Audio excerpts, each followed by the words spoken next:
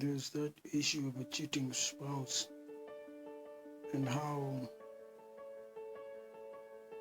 it is very difficult for you to accept that someone could be, you know, because it's humiliating, and most of the time people just tend to feel like, hey, Mazin, you don't want to believe it, and it's painful, but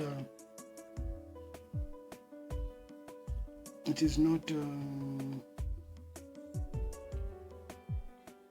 healthy for you to keep pushing such a thing aside and acting like it has not happened. I think that we should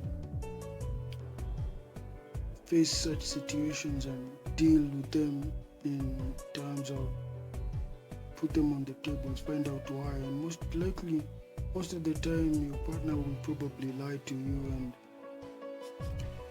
And my opinion is that all things considered, when a partner cheats, I think the best thing would be to walk away from that relationship.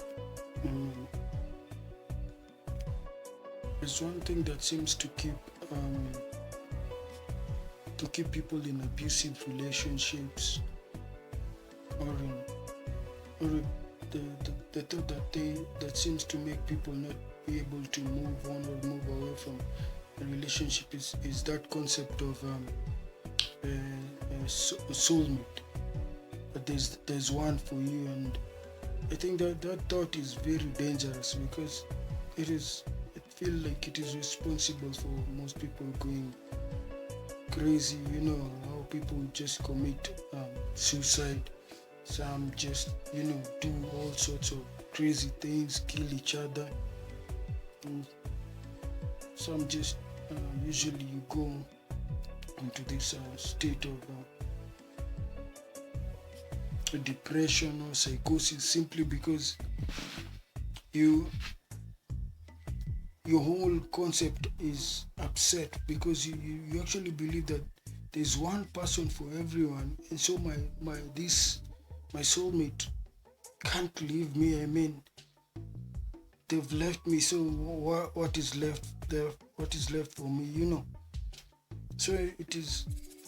We have to find a way to change that narrative because it is very, very detrimental. At the end of the day, it's very, very dangerous.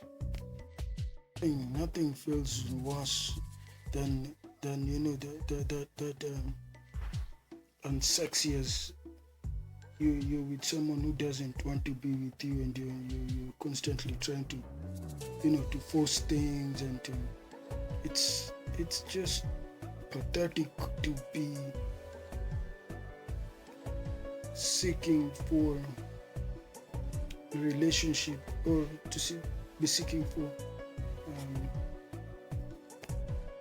tend to find that in most relationships it's usually one partner who's more invested in the relationship than the other. It's like there's always that imbalance. There's always that the one who is more into the other than the other one. And so and in most cases the one who's more invested in the relationship tends to get the short end of the stick.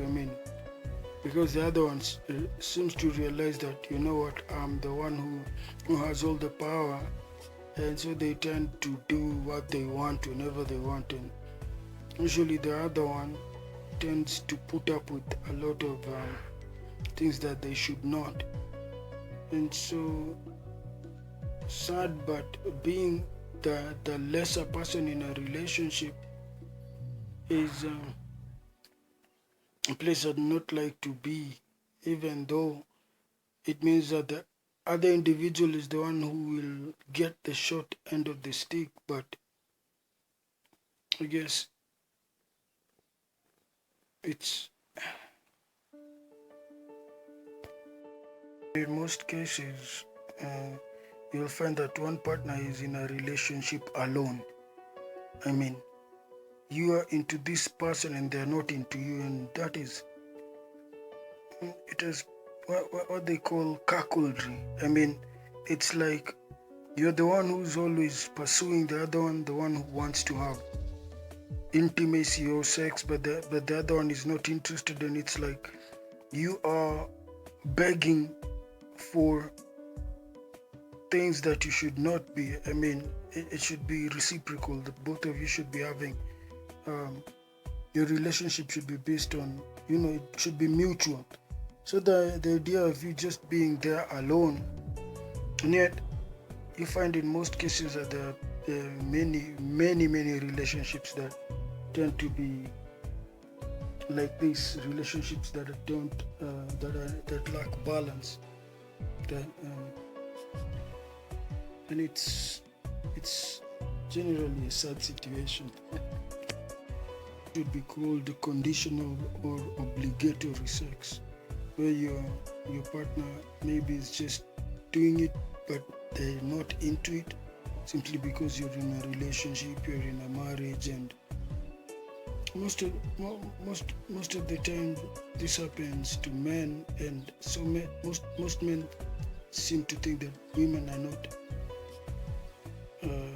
as sexual as men, but that is not the case. It is just that the conditions are what create those dynamics. The weirdest thing is that usually, unless that individual who's supposed to be our life partner decides to leave us, only until that moment do we have that clarity, that moment of clarity where we can actually look and realize that this person was maybe toxic.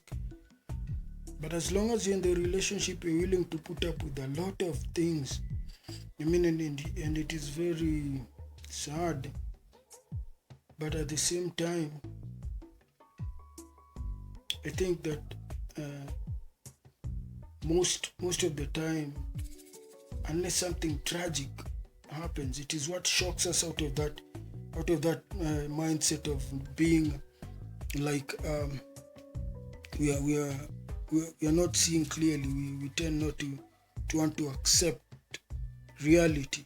But until that moment where it's just like you don't have any other options, then suddenly your mind comes back to you, and you're like, man, she was like this, she was like that. But before that, you tend to be unable to see things clearly. I mean, and it is, so the psychology of it is just very mind boggling,